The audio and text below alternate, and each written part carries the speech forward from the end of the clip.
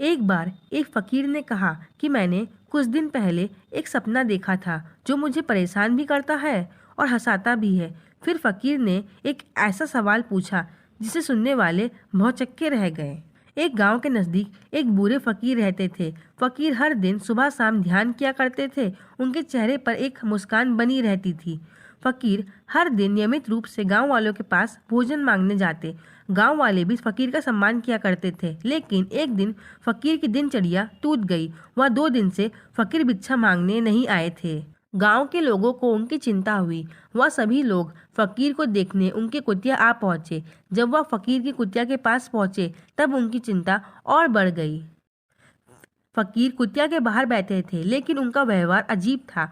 वह एक पल हंसते, अगले पल शांत हो जाते, फिर हंसते, फिर शांत हो जाते। ऐसा बहुत दिनों तक चलता रहा। फिर एक दिन लोगों ने फकीर से पूछा कि हमने आपको शांत देखा है, फिर आज इस व्यवहार का क्या कारण है। तब फकीर ने कहा कि मैंने कुछ दिन पहले एक सपना देखा। वो सपना ऐसा प्रकट हुआ जो मुझे शांत भी करता है और हंसाता भी है। लोगों का कौतूहल देख फकीर ने कहा कि ठीक है, आप लोग भी इस सपने को सुने। मैंने देखा कि मैं एक तितली हूँ और महकते हुए सुंदर फूलों के बगीचे में हूँ। लोगों ने कहा, इसमें परेशान होने वाली क्या बात है? इंसान सपने में तो कुछ भी बन जाता है। फकीर ने कहा, आप सब लोग बिल्कुल सही कह रहे हैं। अब आगे सुनिए। सपने के बीच में मेरी नींद खुल गई, और जब सपने के बीच में नींद खुल जाती है तो सपने अक्सर अधूरे रह जाते हैं। फकीर ने कहा, सपने के बीच में नींद खुलने के कारण मेरे भीतर एक प्रश्न प्रकट हो गया। प्रश्न यह है कि अगर मैं सोने के बाद तितली हो सकता हूँ तो कहीं ऐसा तो नहीं कि कहीं तितली सो गई हो और सपना देख रही हो कि वह आदमी बन गई है। फकीर ने फिर प्रश्न दोहराया, सत्य क्या है? इंसान ने सपना देखा था तितली होने का, या अभी सपना तितली देख रही है इंसान होने का? आधे लोग को तो फकीर का सपना समझ ही नहीं आया, और जिन्हें समझ आया वो स्तंभ रह गए। हम जो सपना देखते हैं वो सच है या जागने के बाद देखते हैं सच है? शायद फकीर जानते हैं, इसलिए वह हंसने लगते और हंसते हंसते शांत हो जाते। दोस्तों, रियलिटी वह है जो ठहर जाए, हमेशा बनी रहे। लेकिन मन और इसकी बनाई हुई स्थिति यानी कि जागृत और स्वप्न कभी नहीं ठहरते। अगर आप इस रियलिटी को समझ जाएं कि आप परमानेंट और बाकी सारी चीज़ बदल रही है, तो आप अपना असली स्वरूप जान जाएंगे। दोस्तों, अगर जागृत अवस्था सच नहीं है तो सच क्या है? उपनिषदों में इस विशेष प्रश्न का उत्तर मार्कंडेय उपनिषद अथर्ववेद में चेतना की 4 अवस्थाएं की व्याख्या मिलती हैं: जागृत, स्वप्न, निद्रा और तुरिया। हम सबसे पहले स्वप्न और जागृत की बात करते हैं। स्वप्न अवस्था यानी ड्रीम स्टेट की 3 अवस्था है। पहली, श्रवणभंगुरता।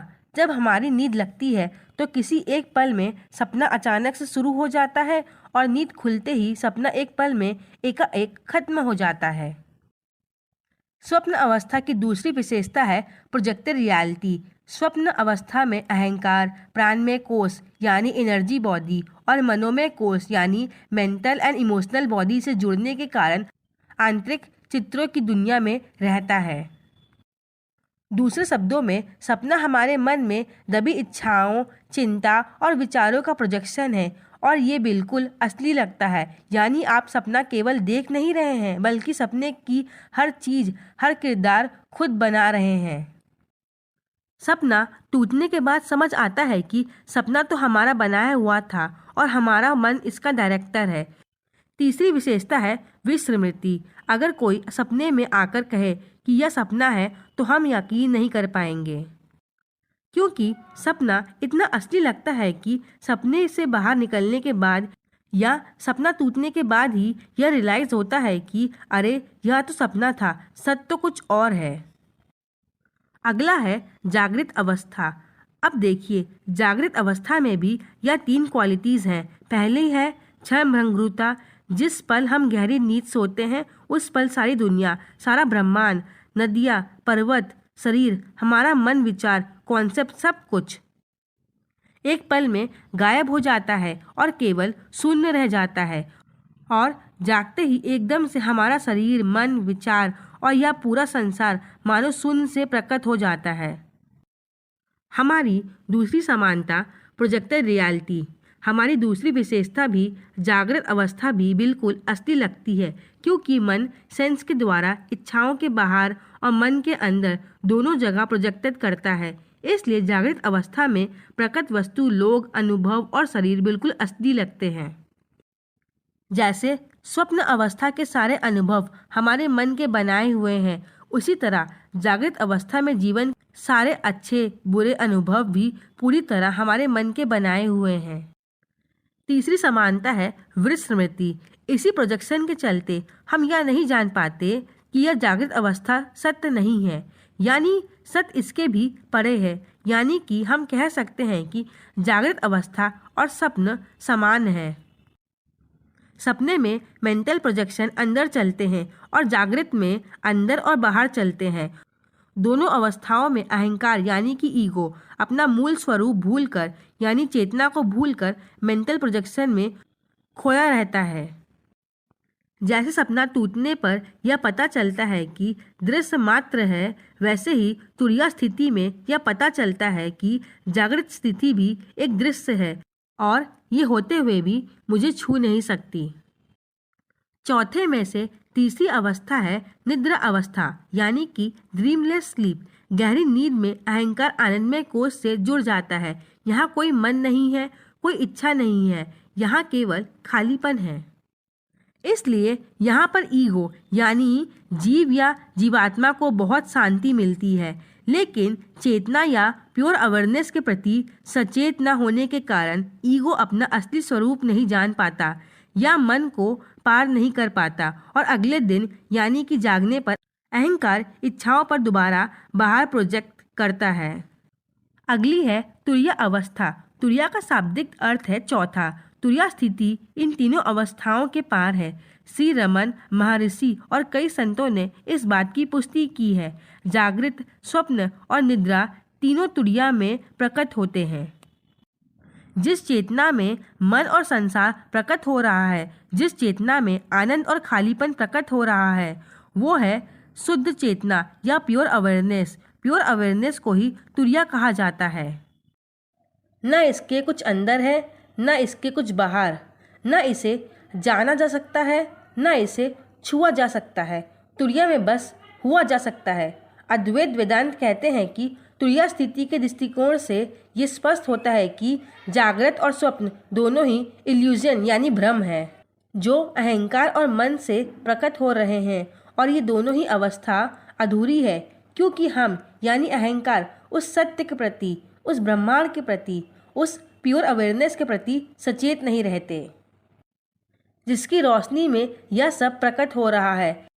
श्री रामना महर्षि कहते हैं कि जो तुरीय अवस्था में है उसके लिए न मन है, न ही बाकी तीन स्टेट्स हैं। उसके लिए कुछ न अंदर है न बाहर, वो हमेशा जागा हुआ है। वो निद्रा अवस्था में भी सचेत है, क्योंकि वो प्योर अवेयरनेस में स्थिर है। आपने गौतम बुद्ध के निद्रा अवस्था के बारे में भी जरूर सुना होगा कि वो निद्रा में भी हमेशा सचेत रहते थे। वो भी इसी अवस्था में रहते थे ज्ञान प्राप्ति के बाद। तुरीय अवस्था में ये स्वतः ही प्रत्यक्ष होता है कि मन और अहंकार कभी थे ही नहीं, सब कुछ आनंद है। मैं शरीर और मन नहीं हूँ, ये दोनों मुझे नहीं बल्कि मुझ में प्रकट होते हैं। ये संसार, विचार, हार जीत, सक्सेस, फेलियर, यह सब कुछ मुझ में प्रकट हो रहे हैं और मैं इनसे हमेशा ही अछूता हूँ। मैं वो सत्य चित्त आनंद हूँ जिसमें सब कुछ प्रकट होता है।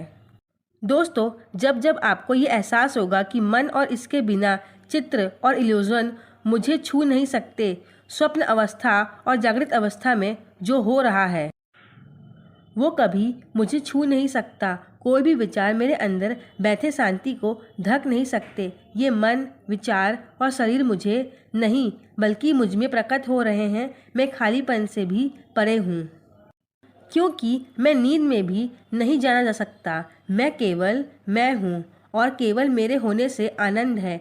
जब जब आप ये जानते हो तब तब आपको भले ही कुछ क्षणों के लिए मन के चंगुल से चैन मिलेगा और बहुत गहरी शांति महसूस होगी।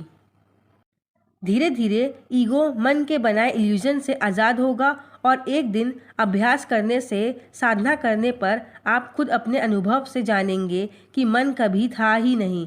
इसलिए फकीर पहले खुशी से हंसते, फिर अनंत की मस्ती में शांत हो जाते। दोस्तों, आशा करते हैं कि आप इससे बहुत कुछ सीखे होंगे।